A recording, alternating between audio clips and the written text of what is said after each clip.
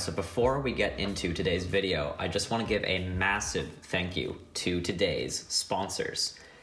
Raid Shadow Legends is a high-quality, immersive, turn-based RPG made for mobile and PC. You can build your roster with powerful champions so that you can take on big boss fights, dungeon battles, and even compete with other players using the PvP arena mode. One of my favorite things about the game is the freedom to design your own team. Every playable character is really unique, so the game allows you to choose specific weapons and specific armor for every single character, and I love that aspect of freedom. Another thing I really like about the game is the pristine animation quality. I really have not seen many other mobile games that can compete with the quality that's seen here. I highly recommend playing Raid Shadow Legends, and it already has over 10 million downloads. So if you guys are interested, the links to download the game are in the description box below. So please go ahead, check that out. Without further ado, let's get right into the trick. Alright guys, for this trick, we need the deck to be shuffled, so let's go ahead, give it a nice, quick little shuffle, just like so. And actually, if the spectator wants to, I can actually have them shuffle the deck. So I just have them call out stop, around half the deck, let's say about there is fine. We'll split the deck in half, just like this, and I want the spectator to go ahead and shuffle the deck themselves. So they would literally do this themselves, pushing the cards together. I would not touch the deck at all. And actually from this point on in the trick, I wouldn't even touch the deck at all. So let's just pretend that the spectator's holding the deck, and I want them to cut a small packet and turn it over on top of the deck. So they're gonna cut a small packet and turn it over on the top of the deck. Now, I tell them to cut a little bit deeper than that and do the same thing. So turn that entire packet over, okay? Now, I want them to spread through all these cards. You can see all these face-up cards here. Now, I want you to stop at that first face-down card. This card right here will be your card. So the spectator is going to look at this card themselves. I would have no idea what this card is, and they would be holding onto the deck, doing everything themselves. I just tell them to remember that card, just leave it in the middle, take all the face-up cards, turn them back over, and then just hold onto the deck. Maybe just cover it up so I can't see anything, okay? So perfect. Now I would turn back around and I say, just go ahead and think of the card. I'm gonna just try and read your mind, okay? So the color, just switch. Okay, I think it's either red or black, obviously, but it was a black card, right? Yeah, it was a black card.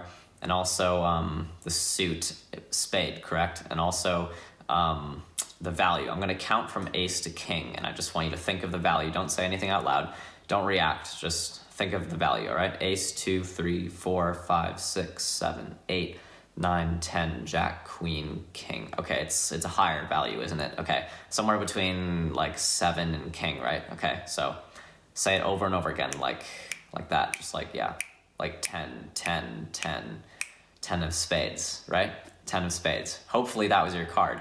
If it was, hit the like button. And yeah, if you guys enjoyed the trick, stick around for the tutorial. Alright guys, so here's the tutorial for the trick that you just saw. So this is actually a very simple mind-reading trick that I really love to perform to people. It requires almost no sleight of hand skill. All you really need to know how to do is an overhand shuffle like this. And then if you can do that, you're pretty much ready to go for this trick. This is totally impromptu. You can do this with someone's borrowed deck of cards. And that's just something that makes this trick even better than it already is. So yeah, let's get right into how it's done. So basically what you're gonna want to do is you're going to want to do an overhand shuffle with the deck so that the cards are facing up like this so that you can actually see the faces of the cards. Now to the spectator, it just looks like you're giving the cards a nice little mix up. This is what you're actually going to be doing. So when you take the deck from the spectator, you're going to look at the bottom card and remember it. You're gonna remember ace of clubs. I'm gonna take my thumb, slide that card down, only this card, not a block of cards, only the ace of clubs, just like that. So a single card in my hand. Now I'm gonna look at the next card and I'm going to remember 10 of spades. Okay, ace of clubs, 10 of spades. Also slide that card off singly as well. And now I can start to shuffle blocks of cards like this and kind of just throwing cards on top. So all I've done is I've memorized the top 2 cards. The ace of clubs is now on top and the 10 of spades is now the second card from the top. And these can be completely random cards, obviously, because the deck is shuffled. So let's try it again with 2 other random cards. So let's cut to a new spot. Here we go. All right, so king of hearts, ace of hearts, boom.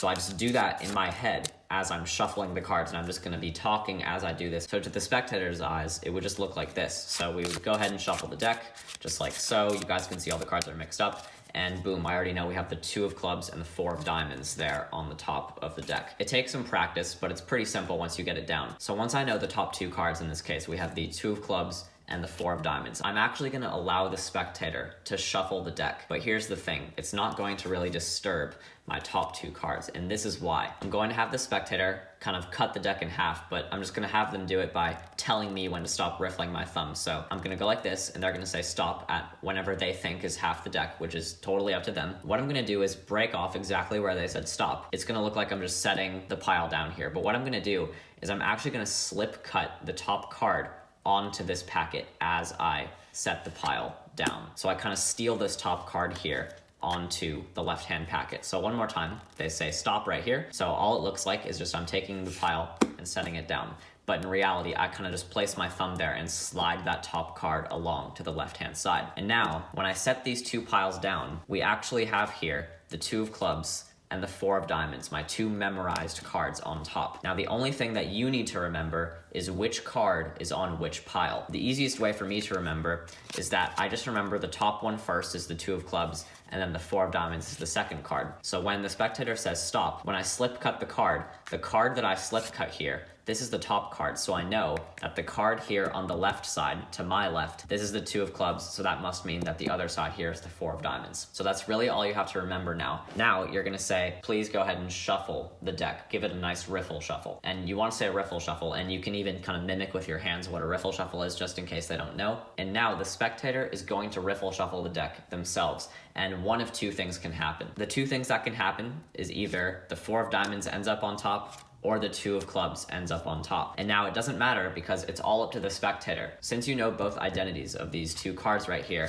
the spectator can basically choose which card you're going to reveal in the end. And whichever card ends up on the top is going to be the card that they are going to choose. I just remember 2 of clubs is here, 4 of diamonds is here. Now let's just pretend that the spectator gives us a nice quick riffle shuffle, all right? Just like this. So if I remember the 2 piles correctly, I do remember that the one on the right was the 4 of diamonds. So if they square up the cards here, just like this, they're gonna square up the cards. Now I know that my forced card is going to be the 4 of diamonds. But hypothetically, if they were going to shuffle the cards and the top card of the left pile was going to end up on top, then I would know that the forced card would have to be the 2 of clubs. But in this case, let's just pretend that the spectator shuffled and the top card is now the 4 of diamonds. So now all I have to do is remember that that's going to be the forced card. And I actually don't have to touch the deck at all for the remainder of the trick, because what I'm going to do now is a simple force that's very, very easy to do. The spectator can do it in their own hands themselves, but basically you're going to be forcing the top card of the deck, the 4 of diamonds. So you're going to ask the spectator to cut a small packet and turn it over on the top. Then you're going to ask them to cut deeper and take this whole thing and turn it over and put that on top. And now you're going to ask them to spread to the first face down card that they see here and to remember it.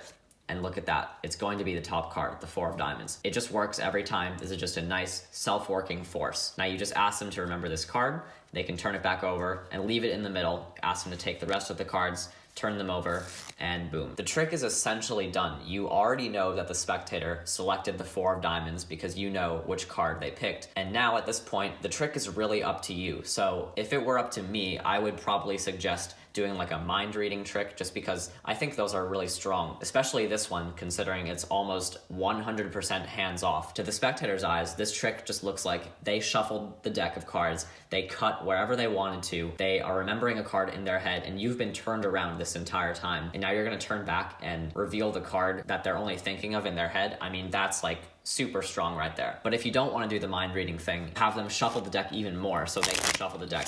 And since you know the cards of the 4 of diamonds, it doesn't matter how they shuffle the deck. It doesn't matter where that card ends up, because what you can do now is you can go through the cards and say, just think of your card, I'm going to go through and try and find it, and then you just look for the 4 of diamonds and say, what was your card? Boom, 4 of diamonds right there. So you could do that as well. That's also an option. But personally, I would do the mind reading. So I know the card's the 4 of diamonds, so I just do some acting. I have them, think of the color. I just say, your card was a red card. And now the suit, your card was a diamond. And then I just do this the value counting thing. That's a very common thing in the mind reading tricks. Basically, you count from ace to king. Just go ace, 2, 3, 4, 5, 6, 7. Oh, I think I saw you you kind of smirked a little bit on the 4. I think your card was with a 4 of diamonds. And you know, you can just do like little acting things like that. It's a very strong effect overall. And I'm just gonna leave it to you guys to decide how you wanna end the trick because it really is up to you. So yeah. Alright guys, so I really hope you guys enjoyed the tutorial for this video. Once again, I just want to give a massive thank you to today's sponsors, Raid Shadow Legends. If you guys are interested in downloading the game, the links are in the description box below. So if you guys are interested, please go ahead and check those out. So yeah, hopefully you guys enjoyed the video and see you guys next time. Bye.